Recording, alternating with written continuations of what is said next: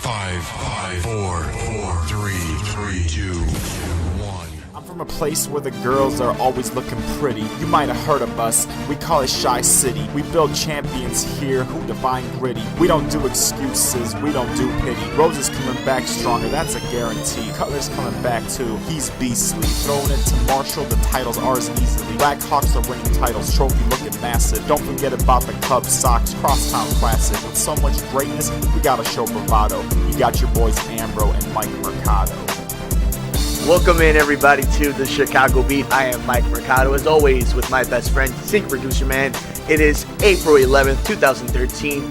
A gloomy Thursday here in the city of Chicago. It must be springtime with all the rain that we've been getting. We got a lot to get into today, guys. You can follow us everywhere in the universe. We're at Twitter, at the Chicago Beat. We're on Facebook, at the Chicago Beat. And, of course, the best website in the world, in my opinion, DaChicagBeat4-11-13.com. Bulls versus Knicks tonight, Thursday primetime. We got a lot to get into with that. White Sox lose to the Nationals 5-2, dropping 2 straight to the Nats in Washington.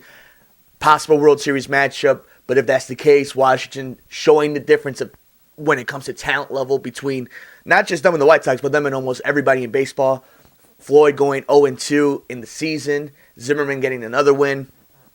The Cubs off because of this nasty weather. Some talking about snow possibly hitting the ground, but right now live in the bottom of the first with a man on third, you have the Cubs in San Francisco at Wrigley, and Soriano just grounded it to the shortstop, and that ends that. A live update here on the Chicago Beat. And of course, you've also seen the tease that we've been doing, working on this now. It should be up later on the website, but we've been trying to find out who is on your Mt.Rushmore here in Chicago sports all time. Coach, announcers, athletes, doesn't matter. Who would be on your top 4? That's what we've been trying to figure out over the last few days. We got that and so much more only here on the Chicago Beat.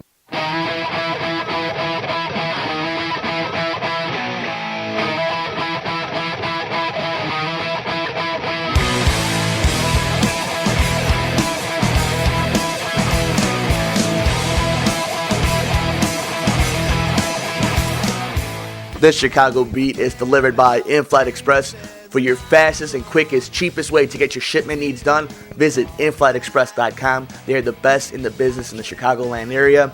And speaking of Chicagoland, tonight at the United Center, the hot, and we're talking scorching hot, New York Knicks visit the Chicago Bulls. Game's very interesting because there's a lot of possible playoff possibilities with this. If the Bulls keep dropping, there might be that possibility that they will end up playing the Knicks, who are the 2 seed right now in the Eastern Conference. Big thing coming after that, though, is how injured this team is. Joakim Noah, rumors are going out there that he won't be playing the rest of this season, that he might not come back until the playoffs. Luol Deng, some saying he's not going to play. Jimmy Butler comes in, drops 22 points, goes, 12 for 15, I think, Secret Producer Man, something like that. Beyond the stats, you've just seen it on the court that his game is starting to develop. But Carmelo Anthony's on a different level right now. I mean, the guy's averaging over 30 points in the last 5 games, at least over the last season. I can tell you that much. Making a run for the scoring title, which is amazing when you think about guys like LeBron James and Kevin Durant in this league, and how hurt and how old the New York Knicks have been as well. And they've been winning all these games. They're on this 14, 17 game winning streak. Super Producer Man will have that up on the website later for the game preview, and they're doing it hurt. They're as hurt as the Chicago Bulls. Now, I don't know if any team is as hurt as the Chicago Bulls, but I bring up this topic. Obviously, the game preview is really big. 7 p.m. Central here in Chicago at the United Center. Primetime game on TNT. But you saw the Bulls lose 2 days ago to Toronto. See, a beautiful game by Jimmy Butler. Almost a wasted game. One of my friends, as you might have heard him on ESPN 1000, Jonathan Hood, says it's a shame that it was in a losing effort because those are the kind of games that don't come along very often, as long as we've known. But beyond all that, it's just how hurt this team is. And again, you got guys like, you hear the rumors about Derrick Rose now saying, I don't mind, I'll come back to play in the playoffs. That's not a big deal. I don't need regular season games to play. And then you got guys like Carmelo Anthony chiming in, stop trying to rush Rose back. And there's a whole mess. And everybody's forgetting how injured this team is. How ridiculously injured this team is. If you follow us at the Chicago Beat on Facebook, the Chicago Beat, you know how we feel about it. We are no kidders to say how we feel about Derrick Rose. We don't hold punches back. He's the best player on this Bulls team. There's videos of him dominating practice and launching himself up and dunking with authority. I mean, we've seen it. We're seeing it. We can almost all make the conclusion that all he needs to do is come back. He needs to play. But I don't want to talk about it, Derek. You see what happens? Secret producer, man, you warned me that this was going to happen during the pre-show. I don't want to talk about Derek, but it's so easy to get caught up in it. What I really want to acknowledge is this team. It was 2 years ago that this team was in the Eastern Conference Finals. You had guys like Taj Gibson, Carlos Boozer, Joakim Noah, Luol Deng, Derrick Rose in the MVP season. Rip Hamilton was healthy a year ago. There's just so much. Just talk about the guys who were on that team. You had Kyle Korver. You had C.J. Watson. You had Ronnie Brewer. Who else? John Lucas, the third. You had a bunch of guys. And right now, look who's playing for this team. Daquan Cook, Thomas. Who the hell is this guy? Yeah, he had a nice game, but that's my point. Jimmy Butler's your leading scorer. That's when you know you're going to have problems. Nate Robinson. Carlos Boozer's been your only consistent factor over the last 3 years, which was his rap coming into this season, was that he was never able to stay healthy, or he would be very injury prone when it came to Utah and in Cleveland. Yet he's the one who's been the most sturdy player on this Bulls team. And you can't fault any of the other guys. I mean, you got to commend Luol Deng and Joakim Noah to still be all-stars this season, to be suffering through very serious injuries. And after all of that, it's still all focused on Derrick Rose. And it's all focused about the Miami Heat resting players. And about how the New York Knicks have been hurt. Nobody's talking about the two teams, in my opinion, who have been affected the most through injury, the Boston Celtics and the Chicago Bulls. And that's because they continue to win. And that's because of coaching and not defense. And what's crazy is throughout this whole season, that nobody wants to give credit to Thibodeau. That they want to criticize him for minutes played. And I agree. You know, this is the NBA. Players play. They should be playing. They should be playing a lot of minutes.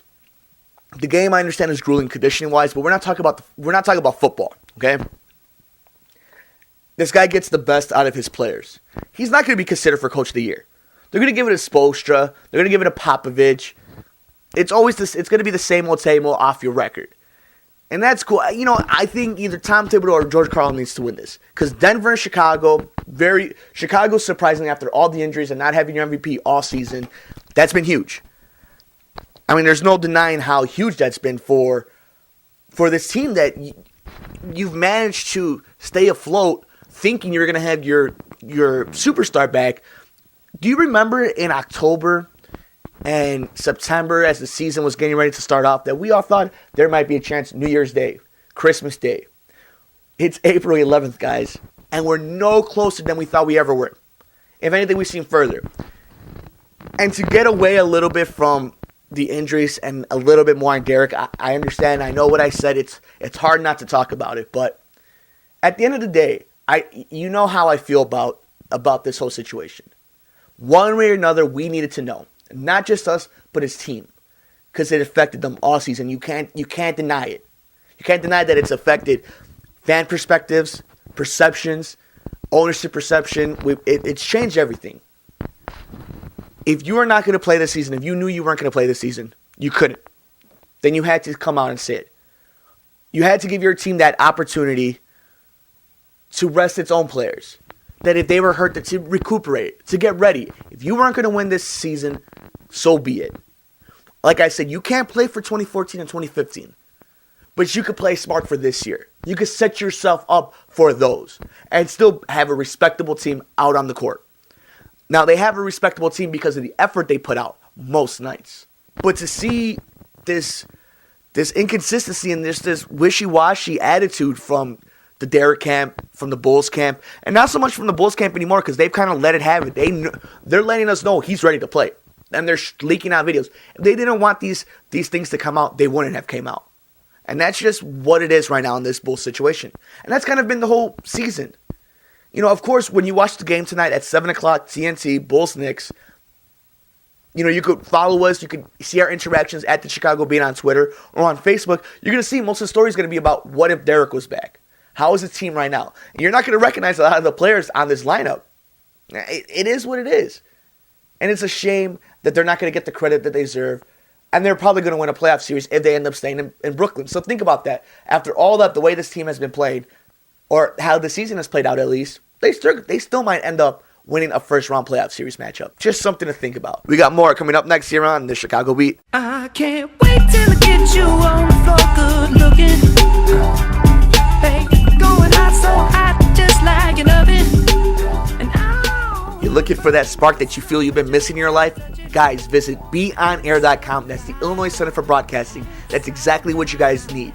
Change up things in your life. If you're looking for the best education to get into radio or television, if you're into sports, news, drama, entertainment, movies, music, it doesn't matter. Visit beonair.com or dial 630-916-1700 and set up a schedule appointment today. Guys, they have 2 campuses. One in downtown Chicago, right on State Street. So you're next to everything Chicago. Or if you're like me and you're too busy or you live out in the suburbs, there's one in Lombard for your convenience. Guys, it's awesome. That's beonair.com, 630-916-1700. That's the Illinois Center for Broadcasting, where broadcasting careers begin. And just a quick update for you guys around baseball. The Cubs right now tied 0-0, top of the second. San Francisco is threatening the World Series champions, looking very good right now, having a man on second and third with 2 outs. Should be interesting. The Cubs trying to bounce back after the rain out yesterday and winning the game 2 days ago against the Milwaukee Brewers, salvaging the series for now at least. Of course, a makeup date going to be announced for you guys at the Chicago Beat. You can always follow it on Twitter at the Chicago Beat and on Facebook. The White Sox again playing tonight, finishing off the series, trying to avoid the sweep over the White Sox. They have Axelrod going against Herent, so it should be an interesting one against the Nationals. And damn, those Nationals look good. And the White Sox are going to be a good team, but damn, those Nationals look really good. So we've been teasing it all over on the Chicago Beat. Who's the Mt.Rushmore of Chicago sports? Now, it's been a very tough discussion to get out, and the Cubs actually just got out of the inning. Ended up being 0-0 going to the bottom of the second on a strikeout. Nice pitch right there, and that's exactly what the Cubs needed on a rainy day there at Wrigley Field. Anyway, back to what we were talking about. So, we've been working really hard on making this Mt.Rushmore. And we asked you guys at Twitter at the Chicago Beat, on Facebook at the Chicago Beat. We've gotten great responses, like always, from you guys. We're going to name out a few of them that we thought were kind of interesting that people pointed out. First one was Dennis Rodman. Got that one on Facebook. It's an interesting one because Dennis Rodman, obviously a key part of the later Bulls dynasty of that three-peat. But again, I don't know if that's really a Mount Rushmore type of player. He might always be a fan favorite, but we're talking about if they were going to build this big Mount Rushmore looking thing out in downtown Chicago next to Soldier Field or whatever, and they had to put 4 Chicago icon in sports. Mine, you might not agree with, and I won't fault you for not, because this is, of course, my personal opinion. But guys like Bobby Hall, we had to keep out. What he did in the 60s for the Chicago Blackhawks, putting them on the map, undeniably huge. But for such a long time, the Blackhawks lost that connection with the fans. They've gotten it back because they're winning, and we're seeing the organization make the right moves. We're seeing the organization with the results. It's hard for me to keep him off the list, but I had to. Because, again, there's only 4. I'm not going to cheat. There's only 4 people we could put on there. I got a lot of Ernie Banks and Ron Santos. I'm a diehard Cub fan. I understand I'm supposed to be unbiased about this. I am a diehard Cub fan. I really wanted to get one of them two on the Mount Rushmore. Ron Santo is a Hall of Famer. Always should have been a Hall of Famer. Broadcasting, obviously, for the Cubs really helped out. And then, unfortunately, with his death, definitely got him over in the Hall of Fame. Should have been there a long time ago, though. But if you look at his statistics, he's not even one of the better Cubs. He was a good Cub. But I would consider somebody like Sammy Sosa, Ryan Sandberg, Mark Grace, even somebody like Kerry Wood meant more. As much as Ron Santo meant, and we love Ron Santo stat-wise, and then to the point of connecting with the fans, there's people ahead of him. Ernie Banks is Mr. Cub. So if there's anybody who's going to be here, it's him. That's the end of the discussion. Some people would say Sammy Sosa for what he did after Jordan left, saving baseball with Mark McGwire. I get it, even with the steroids. But Ernie Banks, I think, is a safe choice. But I had to keep him off, too. Again, only 4 people I could keep on this list. I got Gale Sayers, Brian Piccolo, got Mike Singletary, people with Scottie Pippen. I thought there was a lot of great ones. Then we had people sending in modern days on Twitter. We had Jonathan Tay's names. We had Patrick Kane. We have, of course, Derrick Rose. Some people said Brandon Marshall, Brian Urlacher, all great ones. I mean, those are the modern ones. So great names. You know, you got Carlton Fisk, you had Frank Thomas. These are all names I'm getting at the Chicago Beat on Twitter and on Facebook. Of course, you can follow us, guys, and this is what we loved about it. We wanted to hear from you. But officially, these are what we announced for the Chicago Beat. On the Mount Rushmore, we have Harry Carey. This one, I think, kind of satisfies both Chicago White Sox fans and Chicago Cubs fans. Any Cubs fans would say Harry Carey was ours. That was our announcer. We're proud of him. We have his face over everywhere in Wrigley Field. And that's true. He was an announcer for the White Sox too. And more than that, he was a great man, a loved man in the city of Chicago. Of course, with his 2 restaurants here, his legacy still lives on. The man is rejoiced amongst everybody in Chicago as a loved icon. He was just loved by all. He was a bud man. People loved to party with him. They loved to talk to him. They loved to listen to him. So regardless if you're a Cubs or a Sox fan, regardless of whatever your affiliations are within sports, of what you root for, I think Harry Carey was a safe bet to put on the Mount Rushmore. The second person we put on, this is what caused a lot of controversy because I feel like everybody already kind of knows who 1 and 2 is. So these last 2 were huge. This was really close between this man and somebody like a Bobby Hall or Ernie Banks. It's Mike Ditka. The Chicago Bears won their only Super Bowl, not World Championship, but Super Bowl in 1985. This city has not shut up about it. While generations like me want a new team, want a team to grab, like we thought what 06 would do and win a Super Bowl and just win one, bring a modern day Super Bowl to Chicago. We haven't seen that yet. But every Sunday, whenever you watch ESPN, you see Mike Ditka. You are reminded of how great that Bears team is. And until another team wins the Super Bowl, you will always be reminded of how great that 85 Bears team was. We're talking about 1 game loss. We're talking about the most dominating defense of possibly all time. We're talking about probably the greatest 1 championship team of any sport of any time. And that was the mastermind behind him. A lot of people will say Ryan is the creator of that defense. You know, of course, the son of Rex and Bob Ryan. So, you know, I think Mike Ditka was, a lot of people may say it was a no-brainer. I feel like it was kind of an iffy one because he is a coach. But then again, we said coaches and announcers are okay. So we feel definitely just bringing that Super Bowl and the fact that 25 years later, over 25 years later, anywhere he goes, it's gold for the city of Chicago. Everybody comes around. Everybody loves Mike Ditka. I mean, he's everything when it comes to football in Chicago. So, again, you don't have to agree with me, but this is just what we thought out here at the Chicago Beat. The next one, I don't even think it's a question.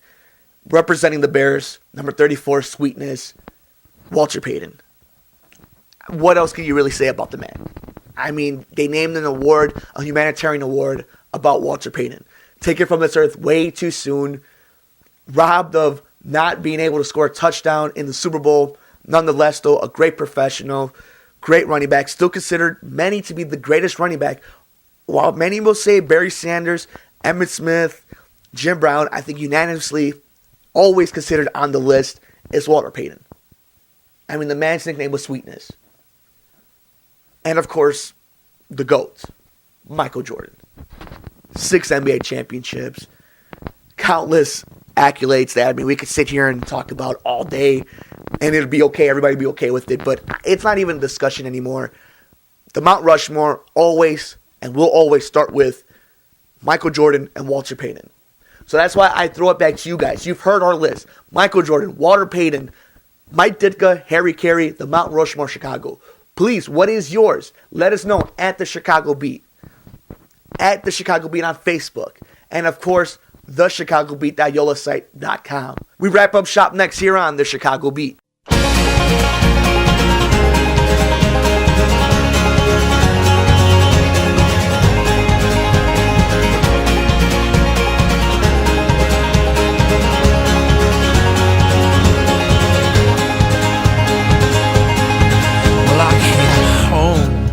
Follow us everywhere in the universe, guys. We're at Twitter at the Chicago Beat. We're on Facebook at the Chicago Beat. Of course, the beautiful DaChicagBeat.yolasite.com. Guys, if you're looking for everything Chicago, music, entertainment, travel, art, sports, golf, doesn't matter, whatever it is, you can find it on the website. So actually, thanks to the Chicago Beat on Facebook, we had a great question from one of my friends, Adam Mergens. He's actually linked up with the ChicagoBeat.yolasite.com. Great artist. You should check out some of his work. But he actually asked me an interesting question about the NHL and the way the Blackhawks have started off with the great streak to start the season. Would they have had this hot of a start if the regular season was a normal schedule, just like last season out of a lockout? Here's my whole thing about the lockout season to this season. If you remember correctly, last year's Blackhawks team was the best team to start off before the All-Star break. It was after the All-Star break that you started to see them scuffle and you saw them went down in the playoffs. But for the longest time, the Blackhawks were the hottest team in the NHL. They were the best team in the NHL. And I think that has a lot to do with just the fact that a lot of people want to say this team was gutted after the 2010 Stanley Cup. But if you look at the team, the core's never changed. And that's what's always helped this Blackhawks team since this team was put together, in 07? Secret Producer Man, 08? So that's what's really put this team over, is the fact that Marian Hossa, Patrick Sharp, Jonathan Toews, Patrick Kane, Duncan Keith, they've all been together. And now you're seeing a lot of the Stahlbergs, who else? Nick Leddy, Andrew Shaw, Brandon Saad. I mean, there's a bunch of guys now who have been playing with each other for a long time. So I think that's of course, the fact that the games have been compact and a lot of these teams have had a lot of turnover and, they haven't had that chemistry. The Blackhawks will always, as long as this group is together, will always have that advantage to start off the season. And possibly, hopefully, in the playoffs to get them over to a Stanley Cup. It's the fact that they've been together for so long. And that's why this team has a lot of fans now. I got into a conversation with when it came to the Mt.Rushmore that we just announced earlier on here on the Chicago Beat of the top 4 Chicago athletes of all time and whether or not Bobby Hall should be on it. And it's amazing because hockey for a long time was dead in the city. A lot of it had to do with lockouts that the league had. A lot of it had to do with blackouts because the team just wasn't good in selling tickets. But this team has done a great job of, a lot of it is John McDonough, of course, and Rocky Ward's helping put this team out on television. The guys are relatable. They're out there in the community, but that's what it is. We've seen this team mature and grow up and been put together, and we've seen it succeed. And we saw another great thing was we saw that Olympic game in, I think, 2010. It was the same year as the Stanley Cup. USA versus Canada in Vancouver. And a lot of players from the Blackhawks were on either team, on Canada or Team USA. So this team has done a great job of helping build the sport right next to Sidney Crosby's and, Ovechkin and some of these other guys in the league. Of course, those are just the big ones. All you diehard hockey fans will blow it up on Twitter at the Chicago Beat and tell me who's the best ones. But you know where I'm getting at when it comes to this. We want to thank everybody for listening to the Chicago Beat. Don't forget, Bulls versus Knicks tonight, 7 o'clock on TNT. You have Detroit versus Blackhawks, April 12th. That's a Friday, 7:30 on the NHL Network.